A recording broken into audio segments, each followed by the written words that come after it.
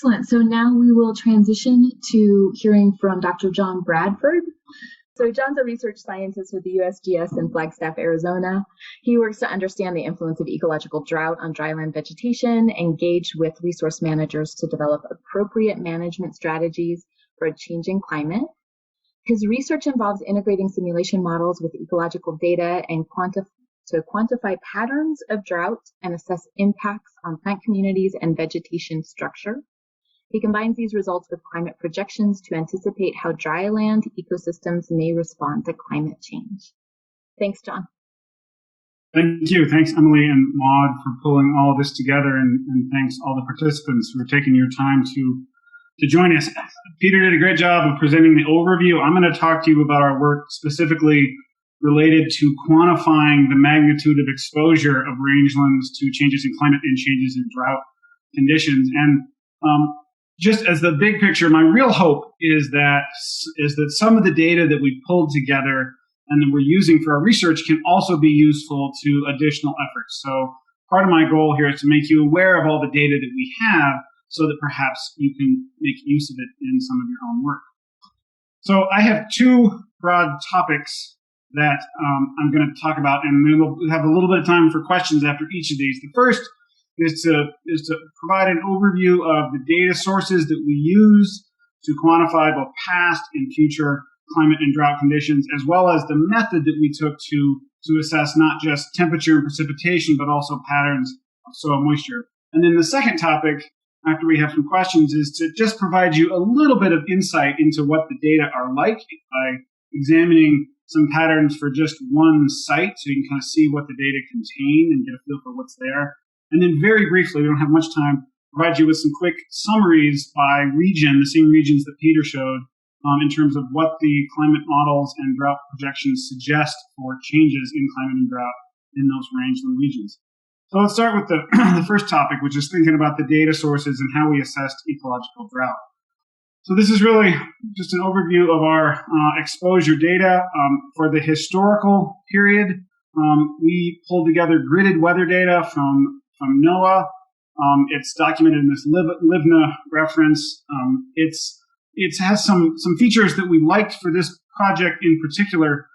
It's at a relatively coarse spatial resolution, 1/16 of a degree, which is a little bit more than 6 kilometers on a side. It's available across the western United States. It's actually available across the whole country. But we just pulled it for the states shown in the map there on the right. One of the things we liked about it is it has a daily temporal resolution because we wanted to have the ability to evaluate very fine-scaled extremes in climate and soil moisture. So we like that daily resolution. And it has a time span that's quite long. It's a full century from 1916 to 2015, which allows us to really consider long-term trends in conditions in these rangeland systems. And then the third characteristic that we liked about this is it's already structured to be consistent with a suite of downscaled future climate projections. And that's, of course, the other part of all these data, in fact, the much more complicated part. So the future data source is this downscaled CMIP-5, which just means Coupled Model Intercomparison Project number 5. It's really the international effort to try to standardize climate model projections into the future. It's documented here at this website if you want to get it. It's structured in the exact same spatial resolution and the exact same grid cells actually as the historical data that we used. Of course, while there is sort of one past, there are a lot of future projections and a lot of uncertainty about what the future holds in terms of climate. And there's really two big sources of that uncertainty that we tried to represent in our data. The first source of uncertainty is represented by these representative concentration pathways. These, the uncertainty here is how much change in forcing are we going to impose on the global climate system. This is mostly embodied by how much carbon dioxide emissions happens. So these used to be called emissions scenarios, but now they're called representative concentration pathways. We looked at two of those, RCP 4.5 and 8.5. I'll show you a slide in a minute that kind of illustrates the difference between those. But the point here was to expressly represent differences in the overall forcings. And because the climate models that run on these respond to these forcings, these are really appropriately thought about as projections. They're not forecasts of exactly what is thought will happen, but they're projections conditioned on the amount of climate change, the amount of increasing CO2, for example, that happens. And I'll address that in just a second, but hopefully that makes sense. It's an important point to recognize. Within each of these representative concentration pathways, there are several different climate models that simulate how the climate system will respond. So that's the second source of uncertainty, is how the climate system might respond to a given forcing. And we represented that with 11 different general circulation models running for both RCP 4.5 and 8.5. We selected those to represent the heterogeneity of model structure and selected those that performed best based on comparisons of historical data in the Western United States. So there's quite a bit of complexity in the different future projections, but we did work to structure our data to both account for, as best as we could, uncertainty in the magnitude of climate forcing and how the system will respond. We kind of partition our data into two broad future time periods, what we call the near-term future, which is 2020 to 2059, and then the long-term future, which is 2060 to 2099. So another way to think about and sort of represent these different RCPs and the GCMs within them is this figure here, which shows just global average temperatures historically and into the future under different RCPs in different colors. So the red line is 8.5, the light blue line is 4.5, and the spread around those lines is the variability in the climate models that are simulating those forcings. And then the number of models shown in parentheses here is the number of different models, climate models around the world that simulated those RCPs. So just as a reminder, we're looking at RCP 8.5 and 4.5. 8.5 is a higher emissions, more temperature change. RCP 4.5 is a lower emissions, lower temperature change. It's worth noting that there was just a paper a couple months ago that indicated that our global emissions are pretty much on par with RCP 8.5 right now, although it's also true that these models don't really differ very much from each other in the early part of the 20th century. It's not till the end of the 20th century that these different representative concentrations really start to distinguish themselves. So again, just as a reminder, we have data for climate and drought in rangelands under the historical period, about a century in the past, and then the near term and the long-term future. There are a lot of cases where we wanted to do sort of appropriate comparisons between the future and the past, and to do that, we sort of define this reference period of the recent past from 1970 to 2010, just so it's a number of years that's the same as our time periods in the future. It allows for appropriate comparisons. So that's how we represented the climate, the temperature and precipitation data. The other thing we did in this project was try to also quantify and characterize how these changes might impact patterns of soil moisture, in the idea that this is a little bit closer to what the plants are actually responding to. And to do this, we utilized an ecosystem water balance model called SoilWatt2. I don't need to walk through the details. Basically, a schematic of that model is shown here, but this model takes input of daily weather and soil conditions and vegetation structure, and it tries to represent where all the water goes each day. So it represents interception from vegetation, represents the amount of water that gets into the soil profile, how it moves up and down in the soil profile. So you have multiple layers. You can have shallow soil drought versus deep. And it represents transpiration and evaporation. And the outputs of this model include all these components of water balance, but importantly, sort of metrics of water availability for plants, how much moisture is available for plants to use, which can be useful for understanding patterns of productivity. One way to think about this is it's really just a translation tool that allows you to translate information about climate and soil into information about water availability. So this is just an example of a classical climate diagram for some sites in southern Utah. You've got monthly temperature here, monthly precipitation here on average for a long-term climatic period. We can translate this into information about sort of a soil moisture regime, where we have the soil surface here down to a meter deep and again throughout the year, with wetter places in green and drier places in yellow, and then brown, and then white when it's very dry. So you get a feel for how a site behaves in terms of its soil moisture, in addition to having information about its temperature and precipitation.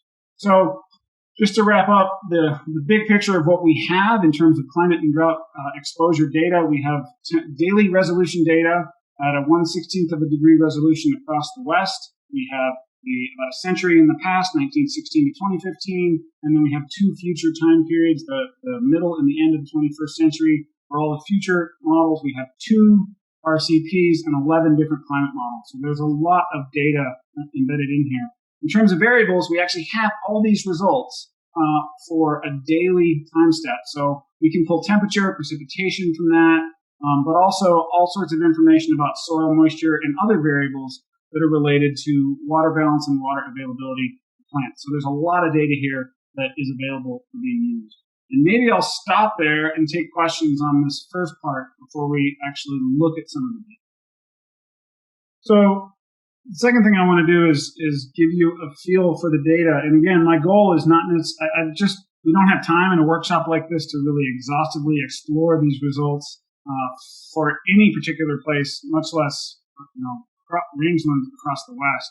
So what I'm hoping to do here is just give you a feel for the complexity and richness of the data at a single site, which we're going to look at results just pulled for Tucson, since there's a lot of folks from the Southwest, I think, in the workshop.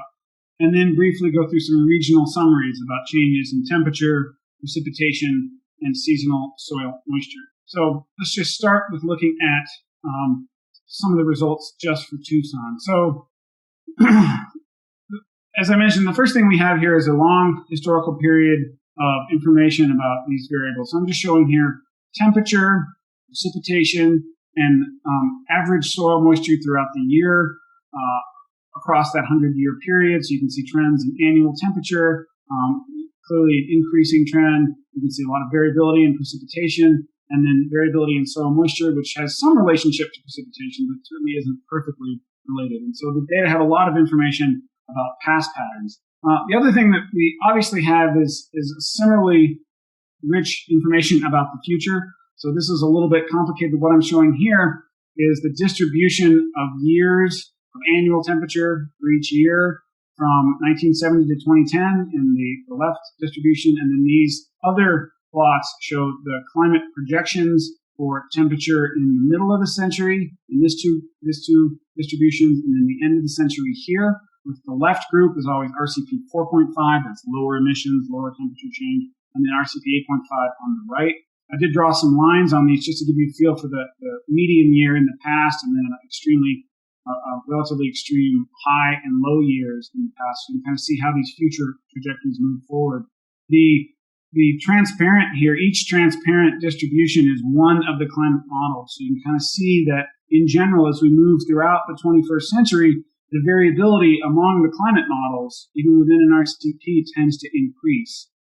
Some models suggest more or less increase, but you can see temperature clearly rises quite consistently. All the models suggest increase in temperatures, and this is a feature that we see pretty much everywhere. Looking at precipitation, the bottom line there is sort of increasing variability and increasing uncertainty. Some models suggest decreases, some increases, especially at this annual level.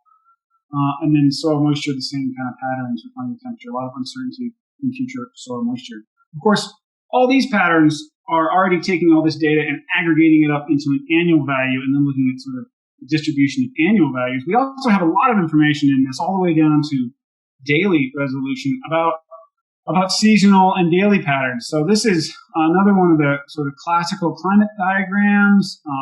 The mean monthly conditions are illustrated here with historical temperature in the dark red, historical precipitation in the dark blue, and then the increasingly lighter colors of red and blue show the future projections for temperature and precipitation. And this is just for RCP 8.5, future projections under the middle and the end of the century. So you can see pretty clearly temperature increases. It increases consistently throughout the year. Precipitation, by contrast, shows a lot of variability. There's clearly a lot of uncertainty in the monsoon season. So the spread among the shaded areas in light blue, for example, is the difference between the lowest and the highest climate model at the end of the century for precipitation for those months in the monsoon. And the models really differ in the projections for the monsoon. But there is some pretty clear evidence that most of the models in the early part of the year, especially the spring and early summer, suggest lower precipitation. And that's really reflected in this bottom panel, which shows soil water content, where most of the projections are lower. So it's a reasonably consistent signal for Tucson that likely to have lower soil moisture in the spring months in the future, at least by the end of the 21st century. So this just gives you an insight into kind of how much data are available at any given site that we might have. The second thing I wanted to do here was walk very briefly through some regional summaries. These are the same regions that Peter showed in his map. He had different colors than I did, but the same regions here. We have the northern mixed prairies in dark red, cold deserts in yellow, California annuals in dark blue, the short grass steppe in light blue, and the hot deserts in bright red. And what I'll show you for each of these regions is a plot that looks a little bit like this. So this is an example for the hot deserts. We're looking at annual temperature. I'll show you the 100-year historical period from 1915 to 2016. And the black line is the regional average for each year. And then the red and the blue show you kind of the distribution of all the sites within that region. So that allows you to look through time and see if the sites within a region are relatively consistent in what's a hot year or a cold year, or a wet year or a dry year for precipitation or soil moisture. You can see how synchronous the region is with respect to a particular variable. You can also look at this long-term pattern and see if there's any apparent trends. And obviously, the Southwest, it does look like there's an increase in temperature trend. These plots will also show you distributions of the same variable in the same axis, which I should have mentioned is actually change from the historical mean. So negative values are decreases and positive values are increases. Changes relative to the historical patterns. This box plot is just the distribution from 1970 to 2010, and you can directly compare that to these box plots where each of the climate models that we simulated are illustrated here. In terms of the box plots, the variability among the time periods, the middle of the century and the end of the century, for 4.5 meters. So there's a lot of information in each one of these plots. We won't have time to try to go through all of them exhaustively, but I'll just give you a quick look at them. You can always look at them in more detail and tell you some of the bottom line sort of messages about what all these figures are suggesting with respect to changes for these range from regions. So starting with temperature.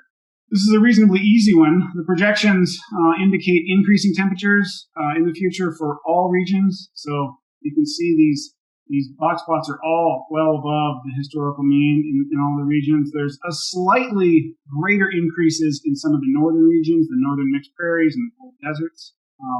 These axes go up to 8 degrees C, increase at the very top here, whereas these go up to 7 or 6 in the southern regions.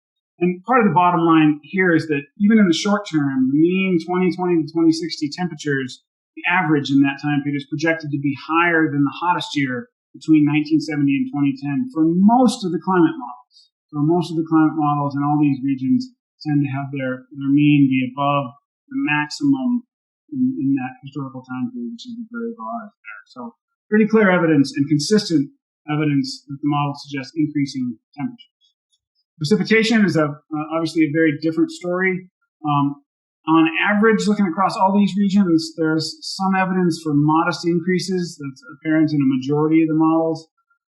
Those potential for increases are more consistent among the climate models in the northern regions, which means the northern mixed prairies and the cold deserts. In the California annuals, short grass steppe, and the hot deserts, it's really a story of divergent projections among climate models. So some models suggest increases and some suggest decreases.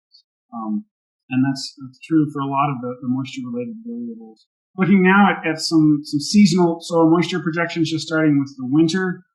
Most regions show some limited evidence for modest potential increases. Again, especially more robust increases in the northern regions, both the northern mixed prairies and the cold deserts. The southern regions, there's not a clear signal about where we're headed with winter precipitation. And we look at some of the extreme values in the California annuals. There are quite a few models in both time periods and both RCPs suggest potential more frequent and severe low moisture years. And I just highlighted that because this winter season is really crucial for the California annual rangelands. Looking at spring, again, projections for potential increases. Most of the models suggest increases in the northern regions, especially the northern mixed subsets of prairies. Only modest increases for the cold deserts in California annual. Relative unchanged in the short grass steppe and the hot deserts.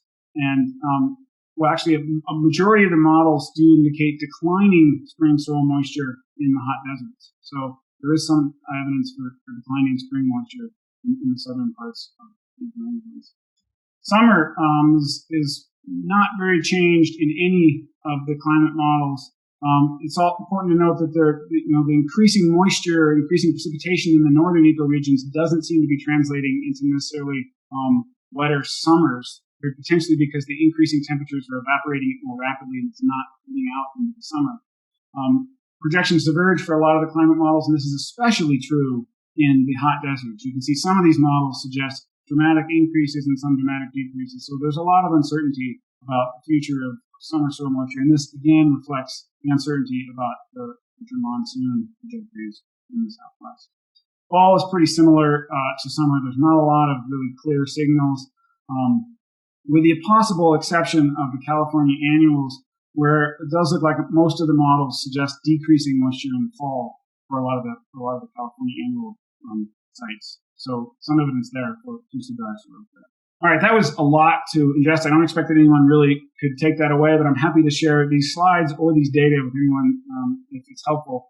Just to wrap up and get the big picture, in terms of what these data suggest about climate and drought exposure, temperatures are pretty clearly increasing, projected to increase, slightly higher increases in the north.